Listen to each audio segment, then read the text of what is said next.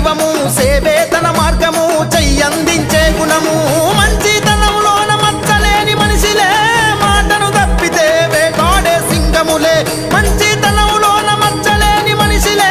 మాటను తప్పితే వేటాడే సింగములే అతడే అతడే అతడే జై జై